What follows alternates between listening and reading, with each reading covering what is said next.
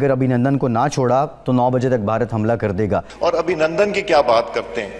مجھے یاد ہے شاہ محمود قریشی صاحب اس میٹنگ میں تھے جس میں پرائم منسٹر صاحب نے آنے سے انکار کر دیا اور چیف آف آرمی سٹاف تشریف لائے۔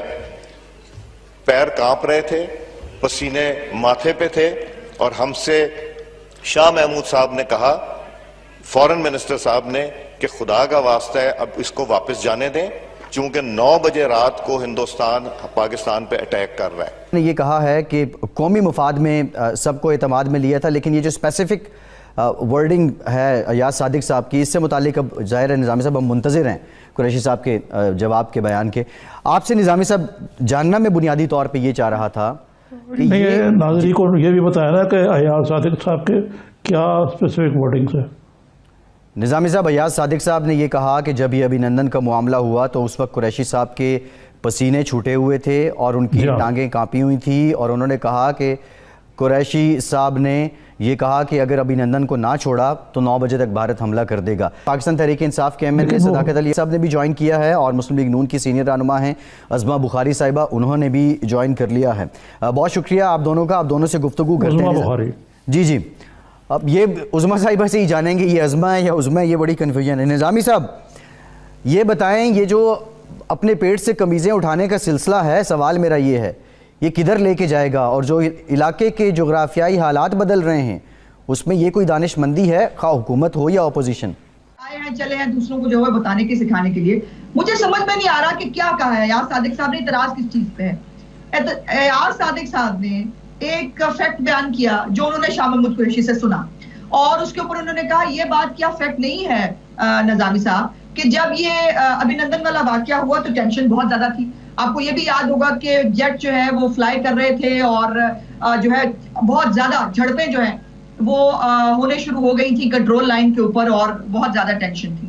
اس کے اوپر ایاز صادق صاحب وہ آدمی ہیں کہ جو ہماری طرف سے جتنے بھی معاملات اور مذاکرات ہوتے ہیں حکومت کے ساتھ، یہ تو وہ حکومت ہے جو آج مجھے ریاست اور حکومت کا فرق بتا رہے ہیں۔ یہ وہ حکومت ہے کہ جب کشمیر کے اوپر بات ہو تب یہ ساتھ نہیں بیٹھتے، اور جب یہ ابھینندن والا واقعہ ہوا تب بھی آرمی چیف کو میٹنگ بلانی پڑی، وزیر اعظم پاکستان اس وقت بھی نہیں تھا۔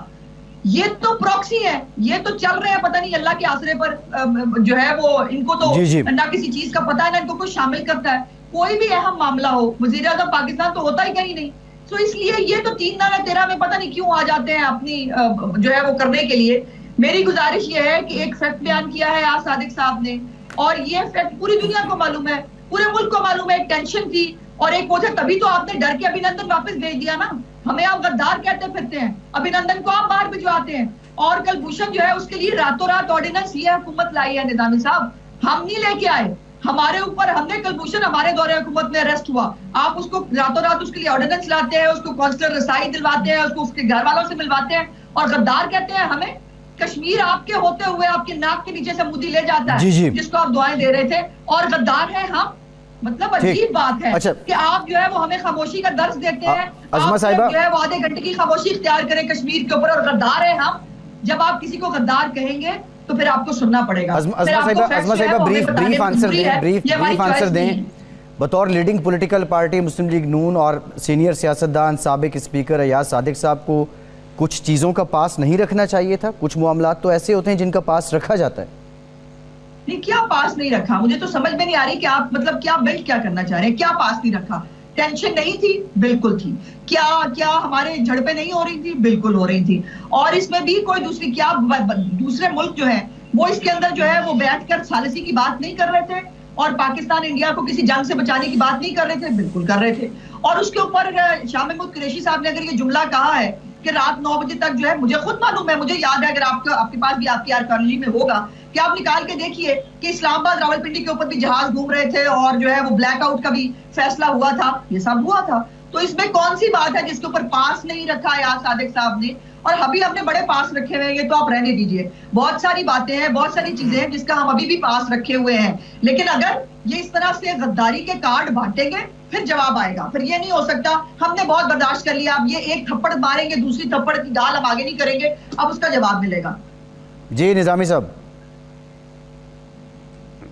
جی یہ بات عظمہ بخاری صاحبہ نے جو کہی ہے، ان کے پر تو ذمہ داری ہے، لیکن زیادہ ذمہ داری شاہ محمود قریشی صاحب کے اوپر ہے جو وزیر خارجہ، اور اگر کوئی پروووکیشن ہو بھی اپوزیشن کی طرف سے تو انہیں اسے خندہ پیشانی سے برداشت کرنا چاہیے، کیونکہ وہ وزیر خارجہ ہیں۔ تو یہ تو میرے خیال سے جو برخوردار جماعت ہے اس کے اوپر زیادہ یہ فرض عائد ہوتا ہے کہ وہ اس کو درست کرے جی ایسے معاملات کو۔ ٹھیک ہے۔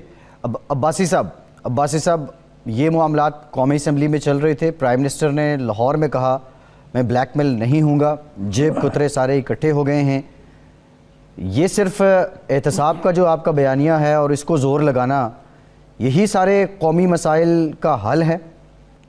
دیکھیں فیصل، یہ جو آپ بات ڈسکس کر رہے تھے، پہلی تو میں سمجھتا ہوں کہ ایاز صادق صاحب نے بالکل دروغ گوئی اور میں سمجھتا ہوں بالکل غلط بیانی پہ ان کا مبنی ہے۔ میں کچھ سچویشن میرے بھی تھوڑی بہت علم میں ہے، لیکن اگر میں کہتا ہوں بالفرض اگر میں یہ بات بالکل غلط ہے، لیکن اگر شاہ محمود صاحب نے کوئی ایسی بات اپوزیشن کو پاکستانی ہونے کے ناطے سے کہی ہے تو کیا ایاز صادق کو اس بات کا اس کا ادراک ہے کہ اکراس دا بارڈر اس کا میسج کیا لیا جائے گا؟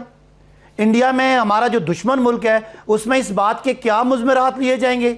کیا جو کشمیر میں جو لوگ جدوجہد کر رہے ہیں، جن کا پورا ایمان پاکستانی قوم پہ، پاکستانی اداروں پہ، پاکستانی سیکیورٹی پہ ہے، کیا یہ پیغام جو ایاز صادق نے دینے کی کوشش کی ہے یہ کشمیریوں کے لیے مثبت پیغام ہے، یا یہ کیا پیغام ہے ریاست کی طرف سے ایک ذمہ دار ایم این اے اور سابق اسمبلی کا سپیکر ہونے کے ناطے اور ایک پولیٹیکل پارٹی کا ایک اہم رکن ہونے کے ناطے؟ میں اور آج اکٹھے ہم سی پیک کمیٹی میں میں اور وہ بلکہ اکٹھے بیٹھے رہے آج، تو مجھے یہ بڑا افسوس ہو رہا ہے کہ شاید یہ اتنے امیچور ہیں یا یہ اتنا ڈیسپریٹ ہو گئے ہیں کہ یہ اپنے مقدمات کے معاملات کو اس حد تک یہ پریشر میں کہ یہ پاکستان کی حدیں بھی پھلانگ کے یہ اپنے جلسوں سے پاکستان مخالف نعرے لگاتے ہیں، اس کو کنڈیم نہیں کرتے، ہمارے جو ویسٹرن بارڈر کے ایشوز ہیں ان پہ خلاف باتیں کرتے ہیں تو یہ ان کی آواز نہیں نکلتی۔